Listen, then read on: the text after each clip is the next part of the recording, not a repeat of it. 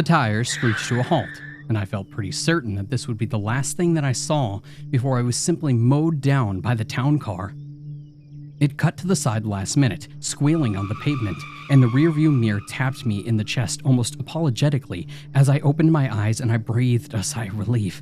Corey rolled down his window, his face a mixture of apologetic reflex and general anxiety. Get in. We gotta go. Why? I asked, taking a step back. What the hell is going on? We don't really have time to explain. Malcolm gasped, and that was when I noticed how bad that he really was. The remnants of his suit seemed to be all that was holding him together, and the front seat of the car was practically caked with blood. Victoria was sitting in the back, looking shaken and a little ragged, but ultimately none the worse for wear. Three looked like they had been through hell, despite the fact that they were dressed for a dinner party. I didn't know where they had come from, but it appeared that wherever it was, it had gone a lot worse than my little get-together. We can explain on the way, Corey said, clearly seeing my confusion. But for now, we need to... His nostrils suddenly flared as if he had scented something. It didn't seem to be something altogether good. Tyler, he said, his face becoming distrustful. Who's in your house? I blinked, not understanding. Just me and Mom. We had Sara over, but she left about... But he was out of the car then, telling Malcolm to stay put. Victoria tried to get out too, but Corey told her to stay too. Look, there's more of them. I don't want them to get Dad. Hold them off till I get back. Come on, Tyler. I think you have uninvited guests. And we bolted up, taking the stairs as quietly as possible, and we found the door wide open. I closed that when I came out, I whispered, and Corey nodded as he took the lead into the house. Corey stuck his head around the corner, looking into the kitchen cautiously, and I reached down beside the door and took something from the drawer beside the door. Corey was a vampire, stronger than your average home invader, and whatever this was had him spooked. Then I wasn't taking my chances. Mom? I called, but Corey put a finger, shaking his head before heading in slowly. I followed, but I had to put a hand to my mouth as I saw as we came into Mom's little cow sanctuary. Well, what had once been Mom's little cow sanctuary. I had sat in this kitchen less than an hour ago, but I hardly recognized the place now as we tried to quietly make our way across it. The table was smashed into splinters, the colorful light that had hung over it since I was a child lying amongst it. It was a carnival glass, I seem to recall, something that had cost my mother quite a bit. It had held the lovingly worked image of a cow once upon a time, but now it was just reduced to being shattered and splintered glass. Several of the plates that had hung on the walls were shattered on the ground as well, the figures scattered and lying afar from their usual spots. It was terrible, like a desecrated church, and it made me afraid in a way that very little had. Even when my home had been overtaken by skinwalkers the year before, I had still known that my mother was relatively safe, that we could always count on the homestead to be there. But if they had done this in the 10 or so minutes that I had been outside, then what had they done to her? As we came in, the living room let out a low moan, and that was where we found the source of the mess. He was a ragged fellow, looking more like a homeless person than some assassin. He was lying in a pool of fluids, most of it black, and as we snuck up on him, he rolled like an eel and gnashed his broken teeth at us. Someone had shoved a piece of wood into his chest, maybe an inch or two shy of his heart. As he lunged forward, I saw Corey get ready for a scrap. The two could fight later, though. I didn't have time for this. "Weakling!" the smelly little vamp hissed. "You!" But he hissed and slunk back when I gave him a face full of holy water. There was a puff of smoke and a lot of yowling, and then the left side of his face evaporated into bone and sizzling meat. He cursed and he spat, lunging forward like a drunken bug, but he leaned back a little when I put the dripping end of the water pistol under his smoking chin. He got a little less hissy then, seeming to remember his manners as he tried to squirm back against the couch. "Mercy! Mercy, I don't want trouble." Little late for not wanting trouble, Corey said through his fangs. You broke into his house, wrecked up the place, and now you want mercy? I knew you all weren't very smart, but didn't think you were that stupid. Says the son of a... Where's my mother? I shouted into his face, losing my patience. Don't know nothing about nobody's mother, the vampire said, whistling a little from the new holes on the side of his face. We were sent to get Malcolm's blood source and we got it. He said it with a yard of confidence, but seeing me and hearing me ask about my mom seemed to dampen it a little. Maybe he was putting two and two together and realizing that they had made a mistake. It made my blood run cold to think about what he was insinuating. My mother, her whole mother, was in the hands of these animals. These were the guys who had killed Jericho. The ones giving the church trouble, and the sort of creatures that even had the good-humored Malcolm so out of sorts. She could be scared and hurt, or even bleeding out for some supposed drug blood, or even worse, she could already be dead. Where's my mother? I growled, feeling a rage build in me like I had never known before. They'd come into my house, violated my security, and now they were going to pay. I suddenly knew Cato's sorrow and understood his desire for revenge. I wanted to burn whatever fettered squalor they had called home to the ground. I wanted to make them feel as unsafe as I did now. I had spent a lot of time feeling unsafe since I took over my dad's mortuary, and I was tired of it! I expected the vampire to laugh, but to my surprise, he was stone serious. If you mean to kill me, boy, then do it. I'd rather trade my immortality against what the Chosen will do to me if they hear that I snitched. They won't take my eternal life, but they'll make me wish that they had. So kill me or don't. Either way, it makes no difference. I ain't saying nothing. Fine, Corey hissed, clearly done with the conversation. He tore the hunk of wood from the chest and sent it back in a few inches closer, pinning him to the living room floor like a bug in a sandbox. He didn't burst into dust as I had expected. Didn't fall to ashes, but he lay still enough to make me think that he might be dead. We'll have to toss him outside before the sun comes up, Corey said, leaning back a little. I kind of figured that maybe he would fall apart like in the movies. And Corey shook his head. Hollywood BS. Just like most of it. I think he was the only one. Let's get him outside. We'll bring Dad up here, where he can be safe. I got under an arm and Corey helped as he took him out, the vampire's eyes moving as he watched us hatefully. I didn't like it. I didn't like the way that he took in everything while being as still as a statue. It really squeebed me out. Why do you think that they staked him? I asked as we came down the stairs with the vamp between us. Who knows? We all know they stab each other in the back worse than any other group of leeches. Maybe he had offended somebody. Maybe he's just an asshole. Who's to say, because he certainly won't. Victoria was already helping Malcolm from the car as we unceremoniously dumped the intruder into the side lot where the sun would hit and leave no sign of his passing. He had said that he would rather trade his immortality than snitch, and we gave him what he wanted. By morning, there would be nothing left, but for now, he had time to think about his choices. And for now, we had to figure out how to get my mother back. I winced a little as the needle went in. I was pretty used to my weekly blood draw, but twice in this many days made me glad that I had eaten a big meal. Corey was being careful not to spill a drop as he filled the bag, and it was hard to miss his worried glances at Malcolm. Not out of any kind of worry for his father, but because Malcolm was looking about as far from himself as he could get. Malcolm usually was so suave and nonplussed, was looking downright feral. His face was less pale and more colorless, and his fangs stood out like the teeth of a freshly stripped corpse. His whole body looked ready to shake out of its skin, and he was watching the bag fill with blood. He looked like a junkie watching meth get made. His whole countenance was off, and it was a little scary to be that close to such a hungry creature. I'm sorry, Malcolm said, looking away. Sorry for all of this. Your mother was taken because of me. If you'd been inside, you'd probably been grabbed too. I looked up at Corey, my eyebrows knitting together. Okay, who is this guy? Malcolm laughed, and it sounded wet and painful. Little hard to be glib when there's a hole in your chest, Mortician. I'd say you should try it, but I doubt you'd survive the experience. He closed his eyes and looked like he was sleeping, a quick rise and fall in his chest ruining the illusion. Cornelius, I'm not sure how much help I can be here.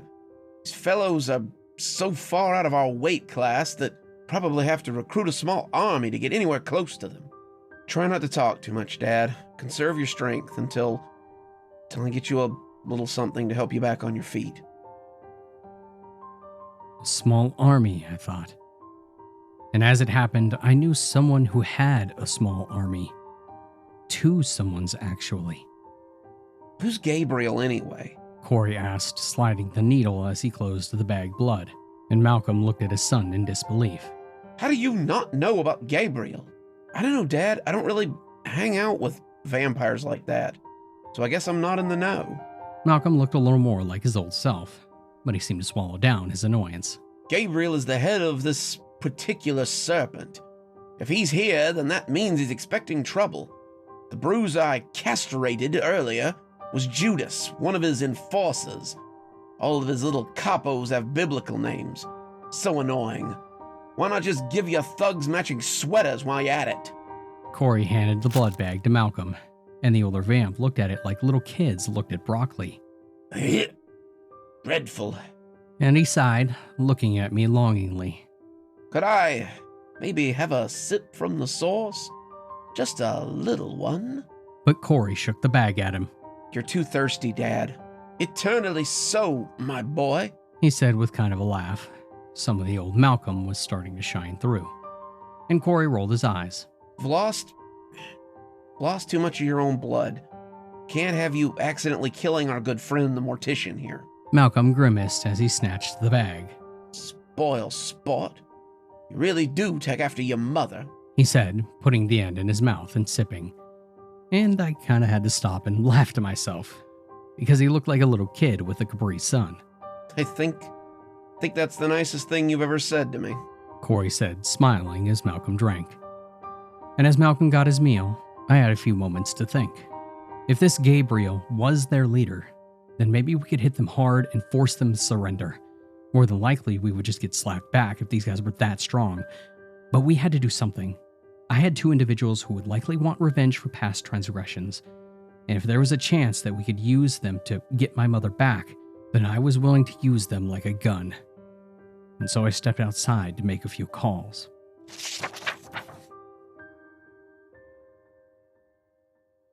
As I came back inside, I found Malcolm looking better and Corey and Victoria sitting together on the couch. I've got us some help, I think, I said, and all of them looked up in surprise. Malcolm, you know exactly where they are. And Malcolm nodded. What sort of help did you get? You don't mind me asking.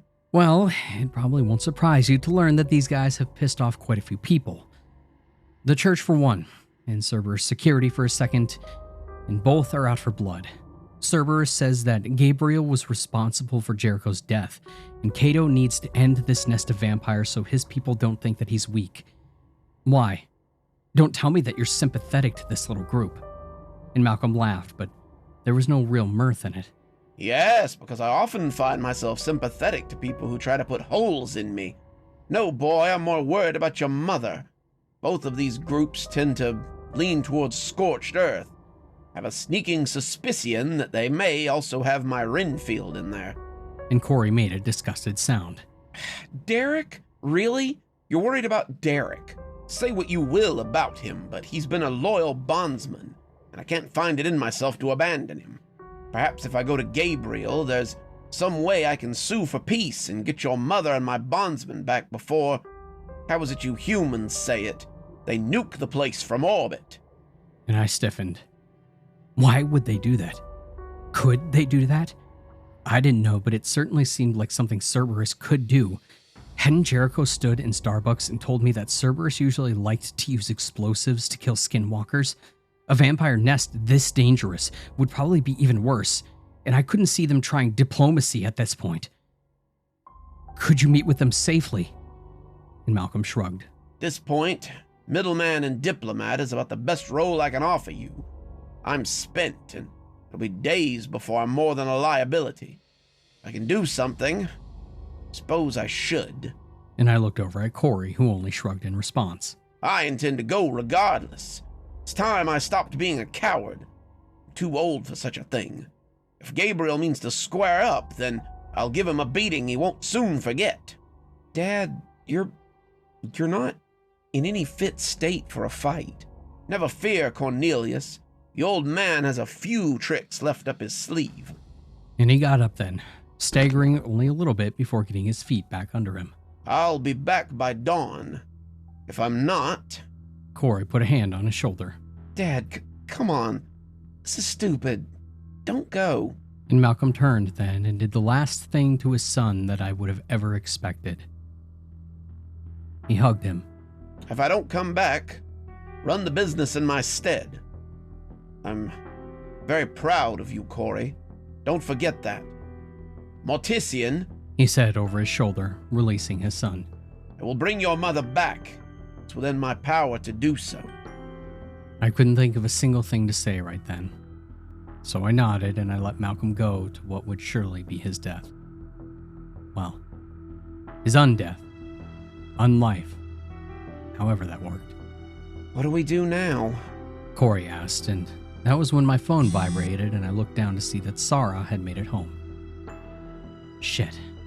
Had it really only been an hour since those psychos came screeching into the parking lot? It seemed like days had passed by, but it was barely even midnight. I walked out to call her, letting Corey and Victoria have a minute to themselves. Miss me already, handsome? Something's happened, I said, and she must have recognized the tone because the good humor left her. What's happened? And I told her about all the events that had happened since she left. And I heard the sob in her voice as she guessed what I meant to do. I want to help. How can I help? Right now, I just want you to stay safe. But other than that, I can't think of anything. I don't want you to be involved in this. But it seems like I don't have much of a choice. And we were quiet for a moment. Both of us just sitting in the moment and taking it all in. When this is settled, call me. I want to help you any way I can, even if it's just being an ear to listen. Thanks, hon, I said, and then before I could think better of it, I love you. I didn't expect her to say it back. It was too soon, but... I love you too, Tyler. Be safe. And I hung up, the fluttery feeling in my chest at odds with the feeling of mounting dread swelling there with it. My phone rang then, and I saw that it was Father Pierce calling me back. Good, you're still up. I made some calls and the church is on board. Considering the area they're holed up in is near civilians, we can't roll in with high explosives or shock and awe. We're planning to hit them at midday, when the majority of them will be aground. We've been in communications with Cerberus, and they feel the same way. A daytime raid, in and out, overwhelming force, a lot of scorched earth. I nodded. It all made sense, but I didn't hear a rescue plan. What about my mom? I asked. Kid, she's likely already dead. And he sounded as sure as he was heartbroken about it. And if she isn't, she probably would rather be. We'll try our best to get her out, but there's no guarantee. Best we can do is Avenger, and for that, we will need to utterly obliterate this vampire coven. We yank this poison tree up by the root, then no one else can be hurt by them. And honestly, that's all the victory we can hope for. I'll be in touch. Till then, be safe. God go with you.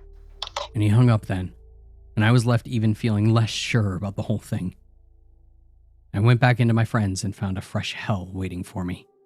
You bastards! I won't sit here and be threatened like this. Bring him back now, or I'll... But they must have hung up on him because Corey suddenly roared like some sort of animal. He crushed his cell phone, throwing the remnants against the wall before stomping around the living room in rage. Victoria tried to calm him down, but he was livid. This was the least controlled that I had ever seen him, and it was a little scary. Corey was always the most human of the two, the vampire with the most control over himself, and I had only seen him like this once before. His skin was pale and his teeth skinned back like he wanted to bite, and his eyes had turned on me were black as pitch. What's wrong? I asked, keeping my distance despite my curiosity. I told him it was stupid. Why didn't he listen? Corey fumed, tears streaming out of his alien black eyes. Corey, I wasn't outside for very long. What the hell is happening? They violated the Accords, that's what. Dad went there under peace terms, and they kept him. I told him. He repeated as he pulled himself into a ball. Oh, shit. Oh no, this was bad. If Malcolm was there when the hit squad came in, he'd be dead like any other vamp. My mom might be safe, maybe even Derek, but Malcolm would be toast. Hell, there would be a good chance that the church might even find some sort of UV weapon that wouldn't distinguish friend from foe. They would just cook anything with fangs and no one would mourn one vamp over another. Will they trade for him? Did they give demands? What did they say? And Corey was wrapped in Victoria's arms, and his reply came out muffled. The terms were for me to get the hell out of Ohio before I join him in whatever pit they have him in.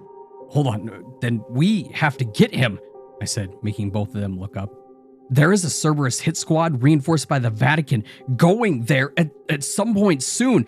They're gonna lay down scorched earth, and if he's there, they'll kill him. What? Corey asked, standing up and looking at his watch. It's almost 1. If we go now, they'll absolutely kill all of us. It's a suicide mission. V, it's my dad. I may not like him all the time, but he's the only one I have. I gotta do something. And Victoria looked at me as if begging for help to help her talk him out of it. But I just shrugged. Look, if my mom is there, it seems to be the best chance of saving her. We can't really take the chance that she might get caught up in the crossfire too. Victoria looked between us, finally throwing up her hands in disgust. This is insane. This is absolutely insane. And the two of us just stood there, waiting for her to finish so that way we could get moving. I don't suppose we could at least wait until morning? And Corey shrugged. Seems like that would give us less time to get everyone out. And Victoria threw up her hands, finally giving up. Sure, why not? Let's just get kills. I guess I didn't have anything better to do.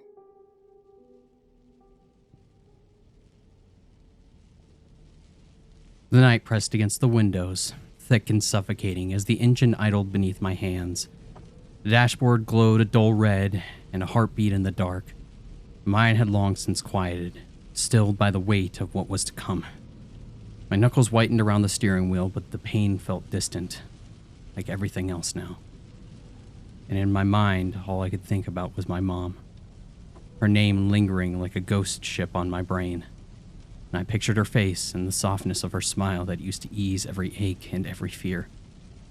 She had been taken, stolen by those monsters, those vampires. The word made my stomach turn, a festering pit of rage and sorrow. They had her.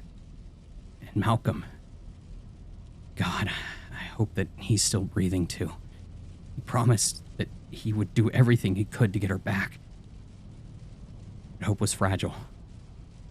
And so was life. The night outside the windows had eyes. Eyes I knew would be waiting for me, watching and mocking. I could feel them, waiting to feed on the fear that gnawed at me. The fear wasn't enough to stop me. Not now, and not anymore. If they had taken her, if they had spilled her blood, if Malcolm was gone too, there would be no turning back. I would make sure that they tasted their own blood before the night was done. And I took a breath, slow and deep, full of hate that burned hotter than anything that I'd ever felt. I felt my heart become cold, but my hands were steady.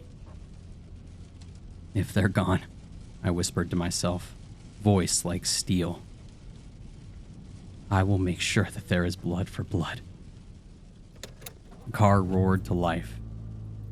The darkness ahead had no idea what was coming for it.